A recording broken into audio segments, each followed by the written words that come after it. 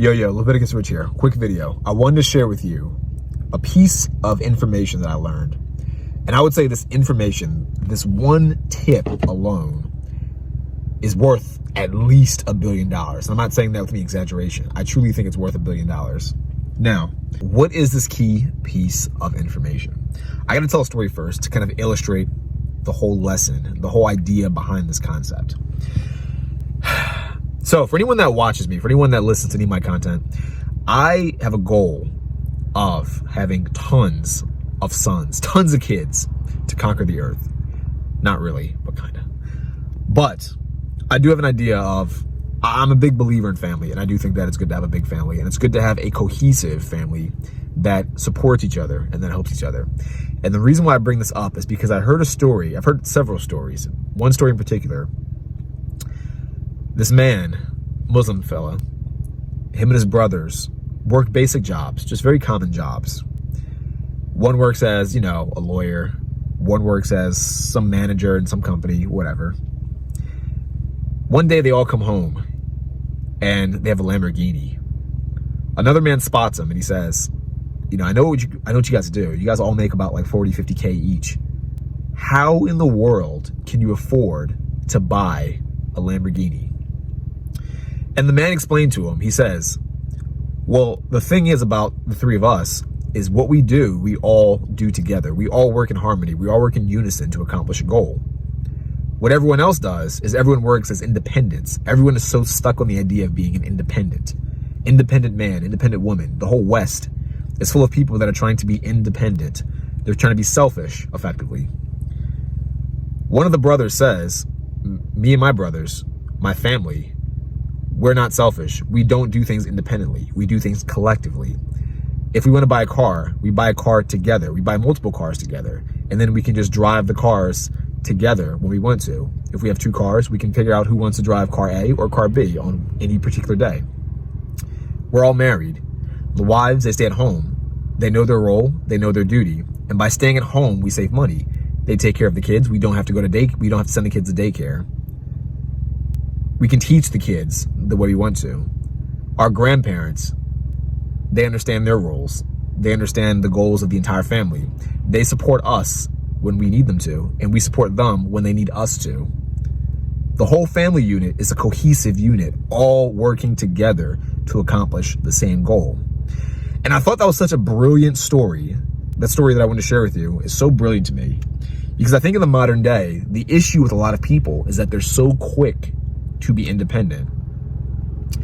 I know a lot of times I hear about families and they send their kids to school, they send their kids to college, and by the time the kid hits the age of 18, the parents think to themselves, okay, the kid's an adult, let them go. Time to have them do their own thing. Finally, they're out of the house. Finally, they're doing their own thing. Finally, I can use my money for myself. Finally, I can accomplish my goals, my dreams. I can do what I've always wanted to do. It's selfish. It's poor thinking.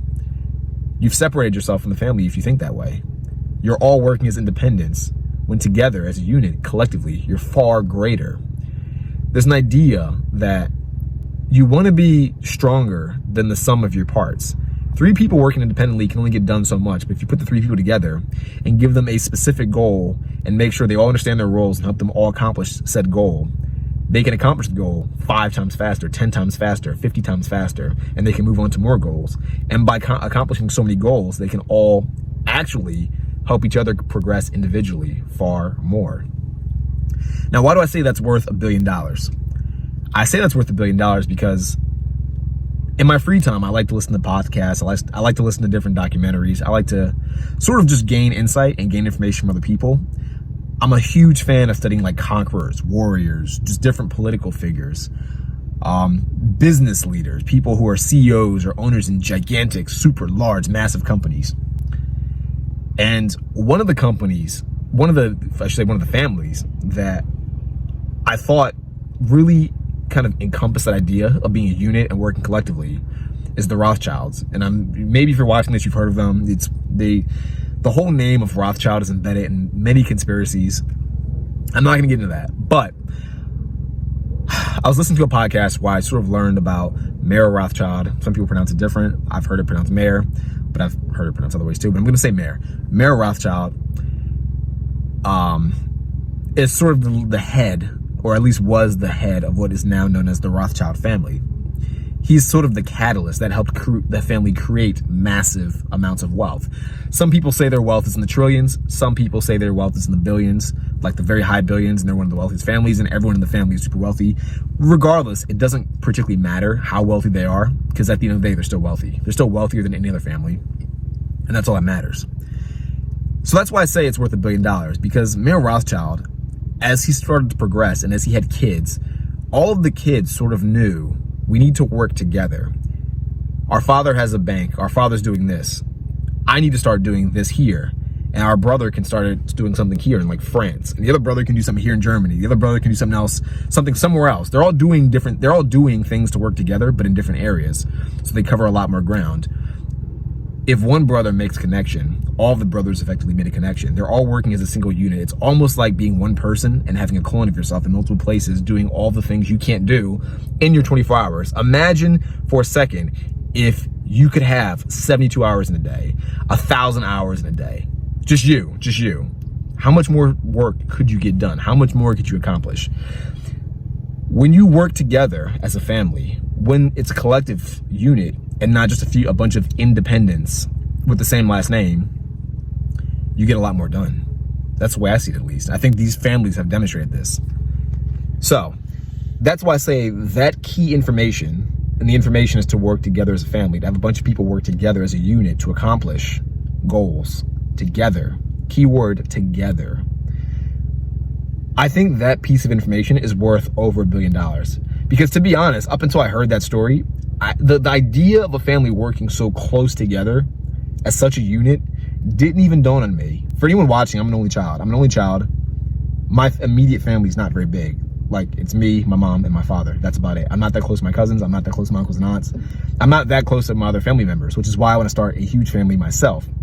So the idea of a family sort of being very intentional with the way they form goals and accomplish goals, to me, is super enlightening.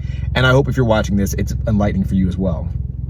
Now, with that being said, I'm starting a group because I want to sort of embody that within the group. I don't have any brothers and sisters, as I just mentioned, so I can't do that in my own family.